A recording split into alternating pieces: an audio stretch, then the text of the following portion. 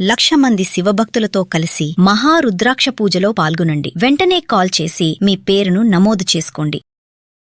నమస్తే, welcome back to Suman TV. Present మనతో పాటున్నారు తోడు నీడ ఆర్గనైజేషన్ ఫౌండర్ రాజేశ్వరి మేడం. నమస్తే మేడం. నమస్తే నవీన.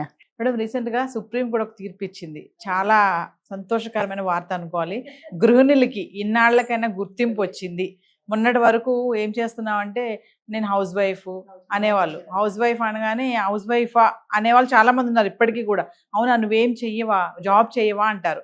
కానీ ఇప్పుడు అనడానికి లేదు, రైట్స్ లేవు, తీసేసింది సుప్రీంకోర్టు. ఇప్పుడు ఏంటంటే గృహిణులు కూడా దేశ నిర్మాతలే, వాళ్ళకు కూడా మనము వెలకట్టాలి. వాళ్ళు కుటుంబాన్ని ఎలా అయితే సక్రమంగా తీర్చిదిద్దుతున్నారో దేశాన్ని కూడా తీర్చిదిద్దే రైట్స్ వాళ్ళకి ఆ బలం ఉంటుంది అని చెప్తున్నారు. కొంతమంది దీని ఏంటంటే ఇదేనా అంటే నెలకి 30,000 అని చెప్పేసి చెప్పారు కదా, ఇంతేనా వాళ్ళ పనికి వెలకట్టేది అని కొంతమంది అంటున్నారు. కొంతమంది ఇప్పటికైనా ఆర్థికంగా మమ్మల్ని గుర్తించారని అంటున్నారు. మరి మీరేమనుకుంటున్నారు మేడం?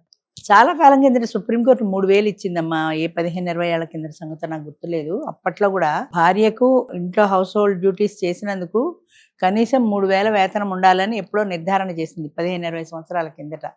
అది ఇప్పుడు కాలం మారి అన్ని రేట్లు పెరిగాయి కాబట్టి ఇప్పుడు 30,000 చేశారు. అయితే ఇందులో మనం గమనించదగ్గ విషయం ఏంటంటే వస్తువులు సేవలో ఉండేవి. మా చిన్నతనంలో చదువుకున్నాము. అంటే డాక్టర్లు, లాయర్లు వీళ్ళు చేసేదాన్ని సేవ అంటారు కానీ వస్తువుల కింద రాదు. ఇప్పుడు వాడు ఆటో నడిపితే దానికి ఒక సర్వీసు, నువ్వు వెలకట్టి ఇంత రేట్ అని ఇస్తావు. అట్లాగా డాక్టర్ ప్రాణం పోస్తే దానికి ఒక నువ్వు ఇంత ఇస్తాను అని అంటే అది వాడి ప్రాణానికి ఓ ₹1,00,000 ఇచ్చావనుకో వాడి ప్రాణం విలువ 1,00,000 కాదు. ఉరిశిక్ష పడేవాడిని ఉరిశిక్ష తప్పించావనుకో వాడు ఉరిశిక్ష వాడి ప్రాణం విలువ 1,00,000 అంటే కాదు. అంచేత వాళ్ళని సేవలు అన్నారు. వాళ్ళు చేసేది టీచర్సు, లాయర్సు, డాక్టర్సు, ఈ ముగ్గురు చేసేవి సేవలు అన్నారు. ఆ సేవని డబ్బుతో వెల కట్టలేం. అలాగే సుప్రీంకోర్టు కూడా 30,000 ఇచ్చిందంటే డబ్బుతో వెల కట్టి కాదు, నీ సేవకు ఒక గుర్తింపు అని. అది తర్వాత ఇంకొక విషయం మాట్లాడతాను. అంటే ఆడవాళ్ళకి ఇష్టం ఉండదు. 30,000 నీకు ఇచ్చారు, నీ ఫుడ్ వెళ్ళిపోతుంది. భర్తే కదా హోమ్ మేకర్కి ఇచ్చేది.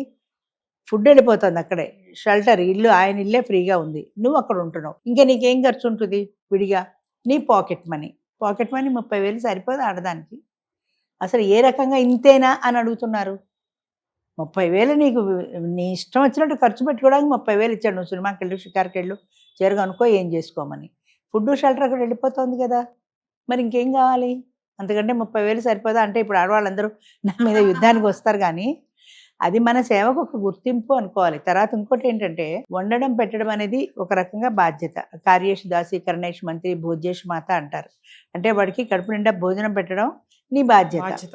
అయితే వంట మనిషి వండితే ప్లేట్ వడ్డించడం నా బాధ్యత కదా, వంట ఆవిడే చేస్తుంది, నాకు సంబంధం లేదంటే ఇదంతా ఒక అండర్స్టాండింగ్తో వెళ్ళిపోవాలమ్మా భార్యాభర్తల మధ్యన.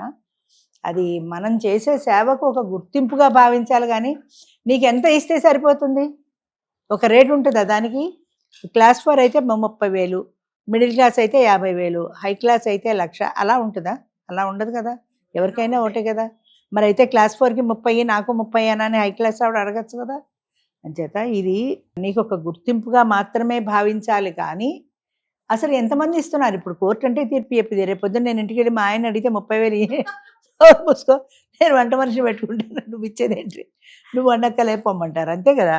అంచేత ఇది ప్రాక్టికల్గా చెప్పారు. కానీ ఎంతమంది భార్యలు తర్వాత ఓ 50,000 ఇన్కమ్ ఉన్నవాడు ఉంటాడు, 30,000 ఇవిడికే ఇచ్చేస్తే ఆయన ఇల్లేం నడుపుతాడు? అది కూడా చూడాలి కదా మనం. నాకు 30,000 అని నువ్వు అడిగితే నీ లెవెల్కి, అంటే ఆయన లెవెల్కి ఆయన 50,000-60,000 సంపాదిస్తే అందులో సగం జీతం నీకే పోతాయి. ఆయన కుటుంబాన్ని ఏం పోషిస్తాడు?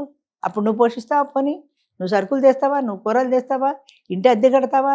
ఏమి కట్టవు. ఈ 30 నాదే అంటావు. మరి మిగతా డబ్బుతో ఆయన ఎలా ఇల్లు నడపాలి? అంచేత ఒక యావరేజ్ని మొత్తం మీద అందరి శ్రేణిని దృష్టిలో పెట్టుకుని హోమ్ మేకర్ అంటే ఆడది కూడా భారత నిర్మాణంలో ఒక భాగస్వామి, కాబోయే భారత పౌరుల్ని తీర్చిదిద్దే ఒక స్త్రీమూర్తిగా భావించి ఆవిడకు ఒక గౌరవం ఇచ్చి ఒక వేతనం కింద నిర్ణయం చేశారు. అంతేగాని మాకు 30 వస్తుందా అని డిమాండ్ కాదు. అది మనం అర్థం చేసుకోవాలి. ఇన్నాళ్ళకి మాకు కూడా ఒక గుర్తింపు వచ్చింది అని అనుకోవాలి. తర్వాత విషయం మాకు కూడా ఒక గుర్తింపు వచ్చింది అని ఒక నీకు ఒక గౌరవం లభించింది, నీకు ఒక గౌరవమైన స్థానం లభించింది. నిన్ను రాజ్యాంగ నిర్మాణంలో నిన్ను కూడా ఒక ముఖ్యమైన వ్యక్తిగా సుప్రీంకోర్టు గుర్తించింది అనుకోవాలి. కానీ నాకు 30 నాకు 50 లేకపోతే ఎలా 70 లేకపోతే ఎలా అని పని వాళ్ళు అడిగినట్టుగా పని వాళ్ళకి భార్యకి తేడా లేదా? ఇప్పుడు పని మనిషిని 10,000 అన్నా అనుకో, 12,000 ఇవ్వండి అంటుంది. అలా నువ్వు 30,000 చాలదే, పని మనిషికి నీకు తేడా ఏముంది? ఎస్. ఇంటి ఇల్లాలిగా భర్తగా ఆయనకి ఎంత బాధ్యత ఉందో ఇంటి విషయంలో నీకు కూడా అంతే బాధ్యత ఉంది. ఆయన బయటికి వెళ్ళి పనులు చేసుకుంటే హోమ్ మేకర్గా నువ్వు ఇంట్లో ఉండి ఇల్లు చక్కదిద్దుతున్నావు, ఇంటి బాధ్యత తీసుకున్నావు నువ్వు. దానికి ఒక వెల కట్టడం కాదు, అది వస్తువులు సేవలు అన్నట్టు టీచర్లు డాక్టర్లు లాయర్లు అన్నట్టు హోమ్ మేకర్స్ అని కూడా అందులో చేర్చాలేమో కొన్నాళ్ళకి. అంచేత అది దానికి వెల కట్టడం కాదు, నీకు ఒక గుర్తింపుగా భావించాలి తప్ప 30,000 మాకేం సరిపోతుంది అంటే నువ్వు వేరే వెళ్ళి వండుకొని తిని పెట్టడం లే కదా. నువ్వు కుటుంబంలో ఆ భోజనం ఆ ఇంట్లో చేస్తున్నావు, ఫుడ్ షెల్టర్ నీకు అక్కడే దొరుకుతున్నాయి. ఇంకా నీ పాకెట్ మనీ కేవలం నీ సొంత ఖర్చుల కోసమని ఇచ్చింది.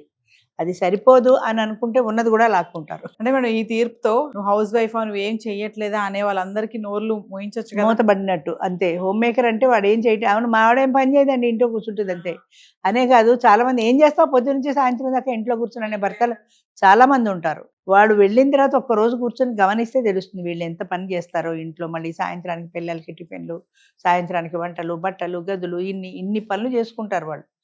అన్నీ అవేమీ లేకుండా నేను వెళ్ళాక నీకేం పని ఉంది, నేను వెళ్ళాక నీకేం పని ఉంది అంటారు. వీళ్ళు ఏదో ఫ్యాన్ వేసుకొని కూర్చుంటారు అన్నట్టు. ఎస్. అది ఆ ఆలోచన విధానంలో మార్పు రావాలి మగవాళ్ళల్లో కూడా. సో ఏదేమైనా మేడం సుప్రీంకోర్టు ఇచ్చిన తీర్పు కొంచెం మహిళలకి ఒక ఆర్థికంగా వాళ్ళని గుర్తించి ఊరడి అన్నిటికీ మించి వాళ్ళకి మానసికంగా ఒక గుర్తింపు అంతే. దీన్ని మనం స్వాగతించవచ్చు ఈ తీర్పుని. మేము కూడా ఈ భారత నిర్మాణంలో మేము కూడా భాగస్వాములం అని అనుకోవడానికి ఒక గుర్తింపుగా భావించాలి, కానీ 30 మాకేం సరిపోతుంది అనకూడదు. Thank you madam. మంచిదమ్మా.